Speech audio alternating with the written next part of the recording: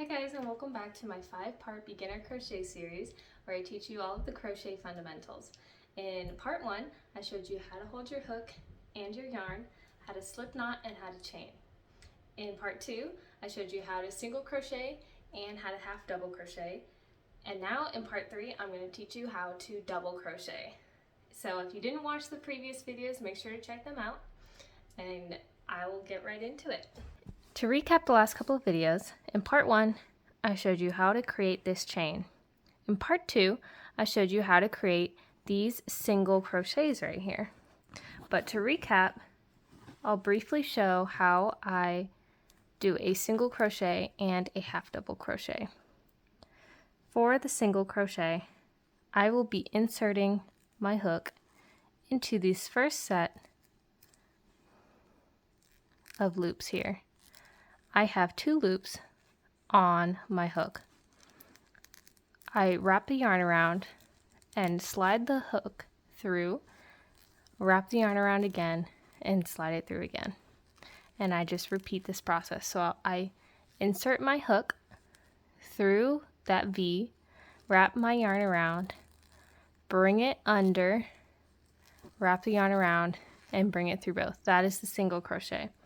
The half double crochet is very similar, except you wrap your yarn around first before inserting the yarn, and then you would wrap around, bring it through that V again, that stitch right here, wrap around, and then bring through all 3. Again, wrapping around, inserting here, wrap your yarn around, bring it through. You have 3 stitches on your hook, and then bring it through all 3. That is the half double crochet. You can already see that these ones are a little bit shorter, and then it's gradually increasing in the length. For the double crochet, you are going to wrap the yarn around your hook again, insert it just like for the half double crochet and the single crochet. You have the 3 loops on here just like you did for the half double crochet, but now you're going to wrap it around again and bring it through the first 2, wrap around again and bring through the last 2. So again, wrap the yarn around your hook, insert it into this stitch, wrap your yarn around, and bring your hook through that stitch. You have 3 loops on your hook. Wrap the yarn around once more, bring it through the 2 loops. Now you have 2 loops on your hook. Wrap it around and bring it through. So again, you can see how it's just gradually increasing the length here. So I'll do a couple more of these double crochets here.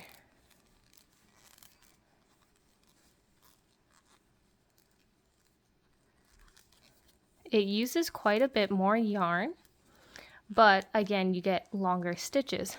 The downside is that there are some gaps left in between, but you can do some cool things in crochet with double crochet stitches. It's a very common stitch to do granny squares. I'll do a video on that coming up. But double crochets are a very common and they're a fundamental stitch in crochet, and that is how you do the double crochet. And you're just going to be counting just like you would for the normal single crochets or half double crochets. They all look the same at the top with these V stitches. So you just continue doing these double crochets, and then once you get to the end, instead of chaining once like you would for a single crochet or a half double crochet, you would chain twice. So I'll finish this row and I'll show you how I turn it and chain. Okay, I made it to the end of the row here, and normally I would chain once and then turn to continue my single crochets, but for the double crochet I'm going to chain twice. And then I'm just going to continue how I normally would, just going from right to left.